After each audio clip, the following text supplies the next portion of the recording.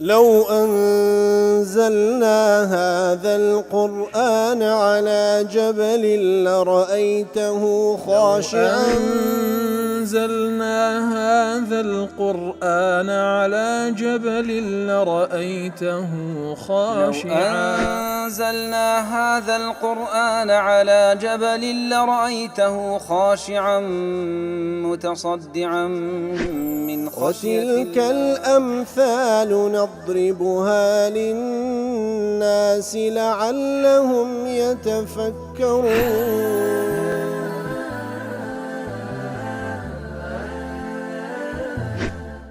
الحمد لله والصلاة والسلام على رسول الله وعلى آله وصحبه ومن والاه.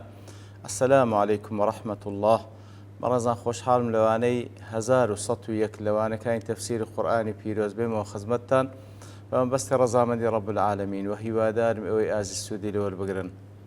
أعوذ بالله من الشيطان الرجيم. بسم الله الرحمن الرحيم. هو الذي جعل الشمس ضياء والقمر نورا وقدره منازل لتعلموا عدد السنين والحساب ما خلق الله ذلك إلا بالحق يفصل الآيات لقوم يعلمون. والله خوش وسناوكو لا وأنا رابرج كمك لخزمة دوات بيروزة دابوين رب العالمين باز لذاتي خوي دكا ودا صلاتي خوي أو ذاتي كأو الرجاء بوشيبة تشكروناتي بيبخشية وهروها مانجيش عيني نور و ڕووناچی پێبەخشیە و ئەو مانگەی بە چەند مەنزیلەتێک یاخود لە خلالی حرەکەی لە چەند جێگایەکدا خوای گەورە سوبحانەهو وتەعالا تەقدیری کردێ لە بۆی تاوەکو لە نەتیجەدا ژمارەی ساڵەکان و حساباتتان بزانن ئیتر هەموو ئەو شتانە کە خوای گەورە خەڵقی کردێ بەبێ هودە و بەبێ هەدەف خەڵقی نەکردێ بەڵکو بە حەق و بەمەبەست خەڵقی کردێ. ئیتر الله تعالى ئاتەکانی تەفسیل پێدەدا و ڕوونی دەکاتەوە ئەوانەی کە سوودی لەوەردەگرن کەسانێکن کە عیلمیان هەیە. هو الذي جعل الشمس ضياء والقمر نورا أي الله هو الذي صير الشمس مضيئة إضاءة ساطعة قوية في النهار أو ذاته الله تعالى كوا أو روجي جيرايا بوشوي كوا سەرچاوەی ڕووناچیە لە ڕۆژدا سەرچاوەی ڕووناچیە و تیشک و ڕووناچیەکی زۆری لێدێ لە ڕۆژدا. وصير القمر منيرا في الليل ومانجی شیوا لێ کردێ بەو لە کاتی شەودا کە نور و ڕۆشنایی تێدایە. وەکو ئەبی حەیان دەڵێ جعل الشمس ضياء أي ذات ضياء أو مضيئة أو نفس الضياء کەواتە خوای گەورە سوبحانەهو وتەعالا ئەو ڕۆژەی بەو شێوە کە جێڕایەتی بە ضیاءەن واتە خاوەنی تیشک و ڕووناچیە یاخود ڕۆشن کەرەوەیە یاخود هەر بەخۆی خودی خۆی بوویتە سەرچاوەیەکی ڕووناک کەوا وەکو با بڵێن وەکو مبالەغەیەک لە وەسفکردنی ڕۆژ کەوا لە خودی خۆی شتێکی ڕووناکە و سەرچاوەی تیشک و ڕووناچیشە. والقمر نورا أي ذا نور أو منورا كواتا قمر مانجيشي جيرا بوي كوا عيني خاوني روشنايو روشن بويتوا طبعا كمعلومة كالعين علمية مصدري ياخذ مصدر سرتاوي روناتشي روجا تيشك روجا كلايو دارتي إتر لمانجيش دا انعكاس دكاتوا كوا أويش بي منور دبي روناك دبي تو لأسمان دا بتايبتي شوان وكو مانجيش روناك بديار دكوي. أبي حيان ضلي ولما كانت الشمس أعظم جرما خصت بالضياء كاتكوا وكو قباري روج قورترا لو أويان سرساوي روشناي وروناشيا لأنه هو الذي له سطوع ولمعان كواتا روجا كقباري قورترو هر أويشيان ددروشيتو بو تشكروناشي كهيتي ولقوته وكماله لبو قوة كمالكي أويان بضياء داندرا كوا سرساوي روشناي وروناشيا وخص القمر بالنور لأنه أضعف من ذلك الضياء كوصف قمر دكذا فنمي نورة ضياء بقوة لنور لبروي الروش سرتساوي روناشكه مانجيش كاتك وري دقريتو انعكاس دكاو لي دردستو وكنور روشنايك وقدره منازل أي وقدر الله وقضى مسير القمر في منازل وتخوي قولا سبحانه وتعالى أو مانجي جرابويكوا هرشوي لمنزلتك لقباريك لجيقايك دا ينزل في كل يوم وليلة منزلا منها كواتا هرشوشي لجيقايك لمنزلتك لقبارك دا بوشوية لبرسي لتعلموا عدد السنين والحساب أي قدر الله القمر منازل خيورا مانجي جرابويكوا هرشوو لجيقايك بقباريك دا لتعرفوا أيها الناس عدد السنوات وتعرفوا حساب الليالي والشهور تاوكو حسابي صالكان تاني بيبكن وحسابي مانجو شوكان تاني بيبكن فتنتفعوا بذلك في أمور دينكم ودنياكم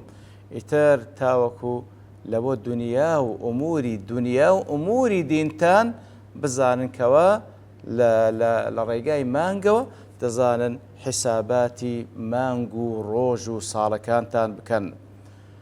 ابن القيم لمفتاح دار السعادة دالي كرب العالمين دفن وقدره منازل باس لمانج دكا دفن تقديري كذا بوي كوا هرشوا لمنزلتك دا وهروا لسورة ياسين دفن والقمر قدرناه منازل حتى عاد كالعرجون القديم عين لوندج باس لمنزلتك كان مانج دكا دالي فخص القمر بذكر تقدير المنازل دون الشمس رب العالمين بتايبتي باسي مانج دكا كوا قدره منازل هرشوي لمنزلتك دا باسي روج أو هاناك دفرمي لظهور ذلك للحس في القمر لبروي هست بيدكري لمانج دا كوا فعلا هرشوي لمنزلتك لقبارك دا وظهور تفاوت نوره بالزيادة والنقصان في كل منزل طبعا هرشوي لمنزلة لقبارتك دا عيني نور روشناية كشي لكم ولا زياد بوندا ولذلك كان الحساب القمري أشهر وأعرف عند الأمم وأبعد من الغلط وأصح للضبط من الحساب الشمسي لو حساب قمري وحساب الشمسي كوال الإسلام ده حساب قمرية بلام أو كوال عرفي سائدو أو كاستابا وزياتر وكو حساباتي الشمسي ذكريتا دلي حساباتي قمري كلاروي شرع وزياتر حسابات كان بحساباتي قمرية دلي أويان بابلين مشهور ترى لأن أمة كان بيشو تريش وأبعد من الغلط أويان دور ترى لو كوا إنسان غلط تذابك وأصح للضبط من الحساب الشمسي أويان بابلين راس ترى لو كوا ضبط وقت كان بيبكين لو كوا حسابات الشمسي بكين ويشترك فيه الناس دون الحساب الشمسي وهر أوشك خلشي بعامدة توان المتابعة بكن بلام حسابي روش بوشيوي زحمة وناكره ولهذا قال تعالى في القمر وقدره منازل لتعلم عدد السنين والحساب ولم يقل ذلك في الشمس لو يا اخوي قلت درباري ماك فرمويتي كوا منزلتي لبو تقدير كرديه هر شوي لزيقاكو هر شوي بقباريك تاوكو حساباتي صالو مانجي خوتان بكن درباري شمس واي نفرمو ولهذا كانت أشهر الحج والصوم والأعياد ومواسم الإسلام إنما هي على حساب القمر وسيره ونزوله في منازل الله على حساب الشمس وسيرها طبعا الشمس روجش عيني منزلته وسيره دروا لمنزل كانوا قباركي بلام ليردا حساباتي الشرعي حساب لبو حج حساب لبو بروجيبون حساب لبو ججنكان وهروها لبو همو دروش مكان إسلام بحسابات قمرية نوك بحسابات شمسي بيتا كوشيان دل حكمة من الله ورحمة وحفظا لدينه أوش أو بار حكمة الله أخوي قولا أو بار رحمة ببندكاني وهروها لبو باراستين دين وشريعة كي لاشتراك الناس في هذا الحساب خلشي بعامدة وان أو حسابات بكن گەرچی ئێمە بەداخەوە کەوا لەبەر مەشغەلەت و لەبەر ئەو واقعی کە بەسەرمان دەستە پێێنرایە زیاتر اعتمادمان لەسەر ئەو تاریخەیە کە لە بۆمان دەکرێت بە ڕۆژ ئەو ئەوەندەی مانجی باڵنە شەمسی طبعاً کە حساباتەکە لە بۆ دەکرێت مع العلم حساباتی قەمەری هەر کەسێک سەر بڵند بکات دەتوانێت حساباتەکەی فێر بیتن بەڵام خوای گەورە سوبحانەهو وتعالە لە حساباتی شەرعی حساباتەکە قەمەریە و ئەویشیان مەزبوطترە. ابن عاشور دەڵێ في هذه الآية إشارة إلى أن معرفة ضبط التاريخ نعمة أنعم الله بها على البشر. كاتك كوادا فرمي خواي قورا قمر ومانجي بوشي وجيرايا تاوكو عددي أو نجماري صال ومانجي خوتا عم بزانن تفرمي آية إشارة تيدا ويكوا زانيني تاريخي مانجو صال أوش نعمتك خواي قورا لقل بشرية كرديتي أوزا بحسابات قمري كإشارة بكرة ياخذ بحسابات شمسيش كوا براستي أويش ذكري بلام حسابات مانجيكا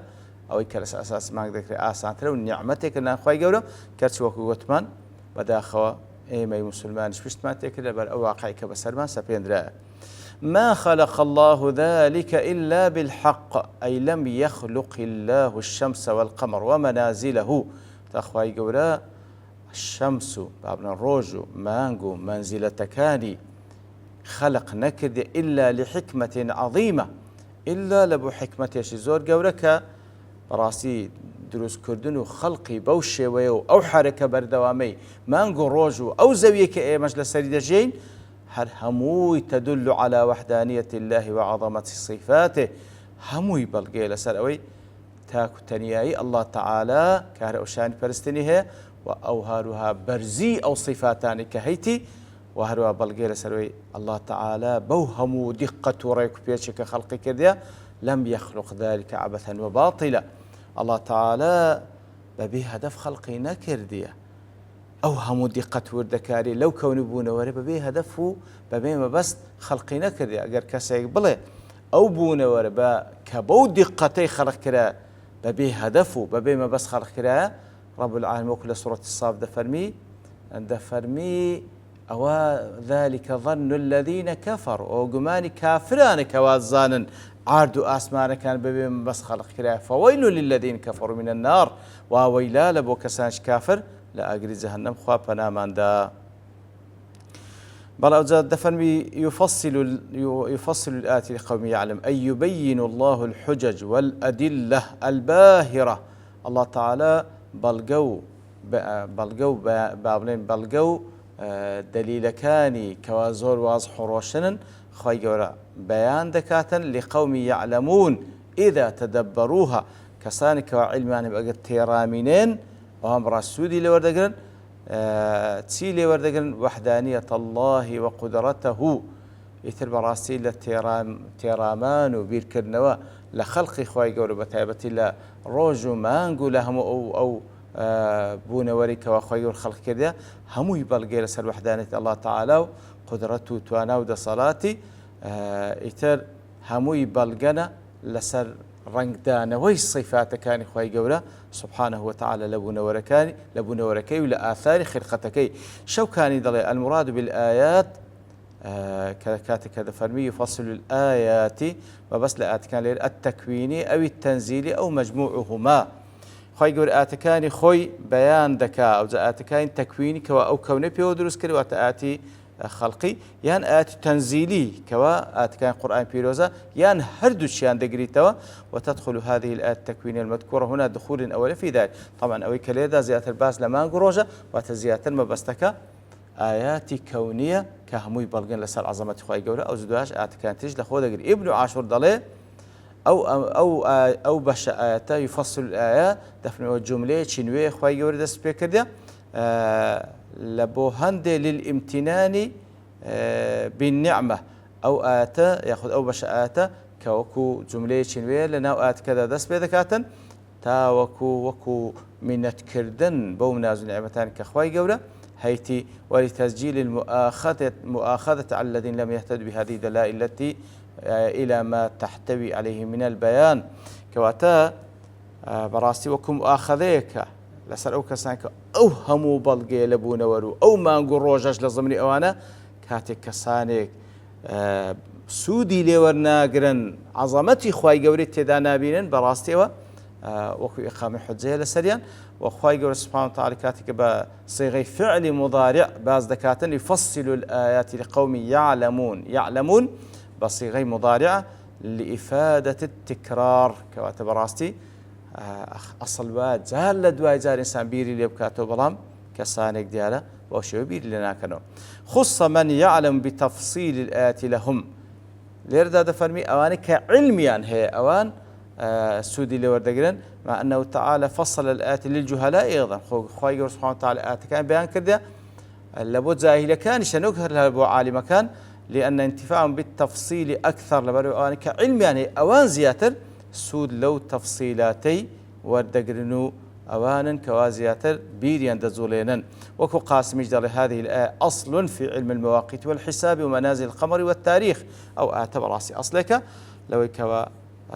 علمك بناوي علم مواقيت وحساب أواني كوا تاريخي مانجو روج صاري بيتزانن وهروها أصلك لبو أو كوا قمر فعلا منازل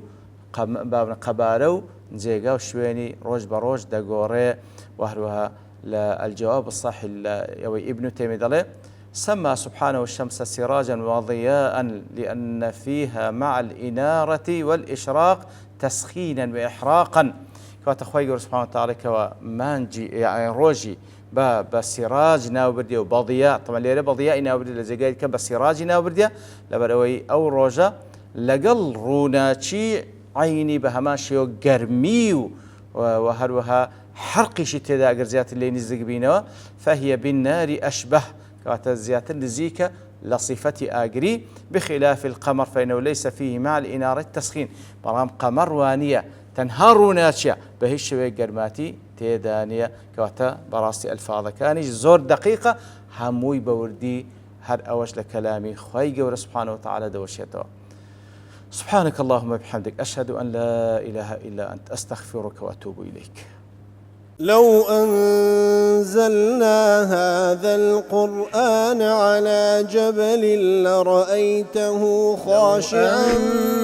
أنزلنا هذا القرآن على جبل لرأيته خاشعا أنزلنا هذا القرآن على جبل لرأيته خاشعا متصدعا من خشية وتلك الأمثال نضربها للناس لعلهم يتفكرون